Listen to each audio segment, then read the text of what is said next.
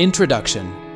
Have you ever wondered why a country with abundant water resources and a vast landscape would embark on one of the most controversial and expensive infrastructure projects in its history? The Site C Dam, nestled along the Peace River in British Columbia, Canada, isn't just another hydroelectric project. It's the most costly dam ever attempted in Canada, with a price tag that's doubled to an astonishing $12 billion since construction began in 2015. But why would anyone push forward with such a contentious and pricey project? To understand, let's journey through the complex and captivating story of the Site C Dam. We'll explore the reasons behind its construction, the challenges it has faced, and the fierce debate surrounding its impact on the environment, Indigenous rights, and Canada's future energy needs. Chapter 1. A mega project in the making. Imagine standing on the banks of the Peace River, where the calm waters conceal a tremendous potential for energy.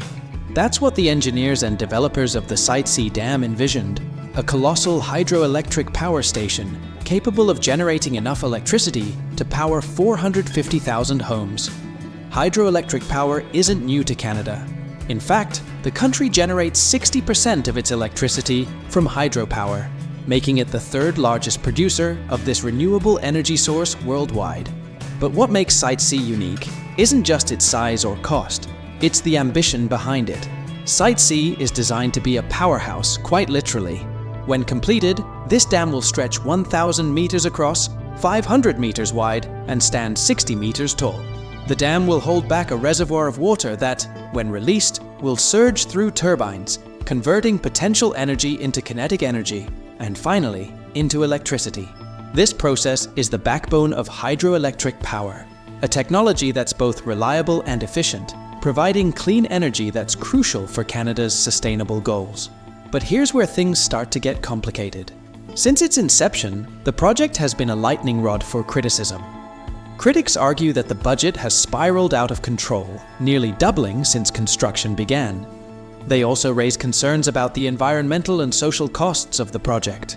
Yet, despite these challenges, the developers and the Canadian government remain steadfast in their determination to see Site C completed. Chapter 2. The Peace River's Transformation.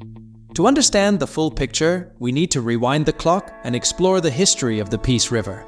Long before anyone dreamed of harnessing its power, the Peace River was a wild and untamed force, flowing through the heart of British Columbia. But that all changed in the 1950s, when the Canadian government first proposed using the river for hydropower. The first dam on the Peace River, the WAC Bennett Dam, was completed in 1967. It created the massive Williston Reservoir, which remains one of the largest reservoirs in the world by volume. Then, in 1980, the Peace Canyon Dam was built further downstream, creating the smaller Dinosaur Reservoir. These two dams were part of a broader strategy to maximize the energy potential of the river. By building multiple dams on the same river, the same water could be reused to generate electricity as it moved downstream, a concept that would eventually lead to the approval of Site C. But the journey to approval wasn't smooth. For decades, the provincial government rejected BC Hydro's proposals for a third dam on the Peace River. The utility company argued that electricity demand in British Columbia would rise by 2% each year, necessitating more power. However, the government remained unconvinced until the 21st century brought a surge in population growth, economic expansion, and a national push toward net zero emissions. With the stakes higher than ever, the government finally approved the project in 2014, and construction began the following year. So, if Site C promises so much clean, renewable energy, why has it been met with such fierce opposition? One of the most vocal critics of Site C was Harry Swain, the chair of the review panel that assessed the project before it was approved. Swain argued that there simply wasn't a need for another dam. He believed that if electricity demand did increase, British Columbia could meet it through alternative, less disruptive sources. Swain's concerns were echoed by John Horgan, who at the time was the leader of the opposition in the provincial government. Horgan promised to conduct a comprehensive review of the project if he were elected in 2017, a promise he kept when he came to power. Despite these concerns, the project continued. Horgan's government, after reviewing the project, concluded that while it was over budget and behind schedule, cancelling it would be even more costly. The government stands to gain billions in revenue from LNG exports, but critics argue that using hydroelectric power to support a fossil fuel industry is an attempt to greenwash an environmentally harmful practice. Legacy in the making, Site C nears completion. The debate over its merits and drawbacks continues. The reservoir is scheduled to be filled soon, and the dam is expected to start producing electricity within the next year.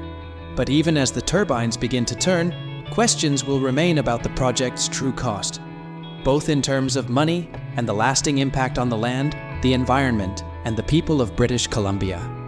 Will the clean electricity generated by Site C be enough to justify the environmental and social costs? Or will the project be remembered as a cautionary tale of the perils of megaprojects? Only time will tell, but one thing is certain: the story of the Site C Dam is far from over.